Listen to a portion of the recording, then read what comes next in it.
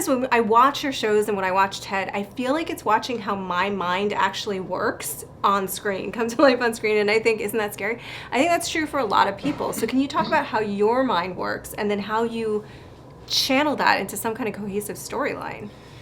I have no idea how my mind works, but I've spent a lot of years in television, and I'm glad that I waited this long to do my first movie, because that was a very valuable thing to spend, a good 10 years and 15 if you count the years I spent at Hanna-Barbera in television, learning how to construct a story, and that's the most important thing in a movie. It's you can, in a 22-minute episode of TV and comedy, you can tread water story-wise if you have to, if your jokes are really, really good.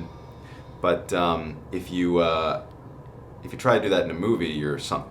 It's got to be about the story. The story's got to come first, and you kind of hang the jokes onto it.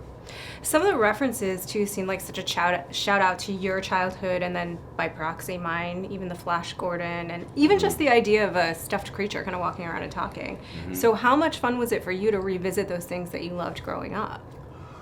It's always fun. I mean, the airplane scene was really fun to do, mainly because our production designer, Stephen Lineweaver, built that set exactly to specs. I mean, he built it identically to the one in the movie, and it's kind of cool actually standing in that room in this space that you've only seen on a screen for a number of years, and there you are standing in the middle of the room. It's kind of cool.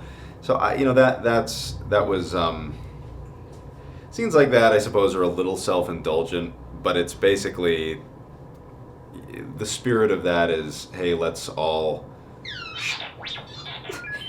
share this warm piece of nostalgia together. Let's share this warm piece of nostalgia together. I happen to love R2 as well. I think it works because it works for me as an audience member when I'm seeing that, because I get the joke and I love the joke. So, totally, there's also this idea in the film that people are adults, but they're acting like children. Do you think it actually is really important for people in our culture to let go of their childhoods a little more and be grown-ups? Yeah, I think that's something that is a problem. It's the reality show generation. It's which includes our generation. It's the lack of accountability. It's the feeling that somehow you are owed something that you have not received, which is the big thing that differentiates us from the World War II generation, which might very well be the most recent generation of adults. Yeah. I think in the baby boomers you have a number of those as well, but the closer you get to people our age, it starts to trickle away, and you start seeing more and more childish behavior, and I'm not sure why that is. A sociologist or a psychologist could answer that question better than me, but it does. I've read enough articles about that trend that it does seem to be something that is happening. Thanks so much. We're really looking forward to seeing TED on AMC screens. Cool. Thank you.